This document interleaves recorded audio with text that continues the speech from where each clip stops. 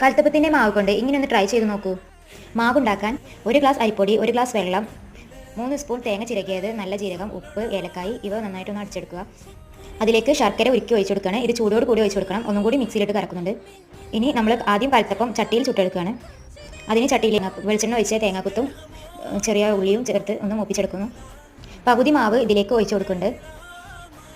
അതിലെ ഉള്ളിയും തേങ്ങാക്കുത്തൊക്കെ ഒന്ന് ജസ്റ്റ് സൈഡിൽ നിന്നൊക്കെ നടുവിലേക്ക് ഒന്ന് നീക്കി കൊടുത്തിട്ട് ഒന്ന് മൂടി വെച്ച് കുറച്ച് സമയം വെയിറ്റ് ചെയ്യാണ്. അങ്ങനെ ഒരു ഭാഗം വെന്തിട്ടുണ്ട്. ഇനി ഒന്ന് മറിച്ചിടണം. അങ്ങനെ അപ്പുറത്തെ സൈഡും കൂടി വേഗം വേണ്ടി മറിച്ചിടണം. ഇനി അടുത്ത ഐറ്റം നോക്കാം. മാവിലേക്ക് കുറച്ച് തേങ്ങാക്കുത്തും ചെറിയുള്ളിയും ചേർത്ത് നമ്മൾ പാനിൽ ഇതേപോലെ ഒഴിച്ചു കൊടുത്ത് അപ്പം പോലെ ചുട്ടെടുക്കുകയാണ്.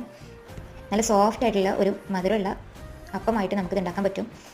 ഇങ്ങനെ ഒന്ന് ഉണ്ടാക്കി നോക്കും, നല്ല രസമാണ്. കൽത്തപ്പമായിട്ട് കഴിക്കാൻ ഇഷ്ടമില്ലാത്തവർക്ക് ഇങ്ങനെ ട്രൈ ചെയ്ത് നോക്കൂ. അപ്പോൾ ഇതാണ് നമ്മൾ ഉണ്ടാക്കിയ കൽത്തപ്പം, ഇത് അപ്പം. അങ്ങനെ 2 വെറൈറ്റീസാണ്. ഒന്ന് പരീക്ഷിച്ച് നോക്കും. Thank you.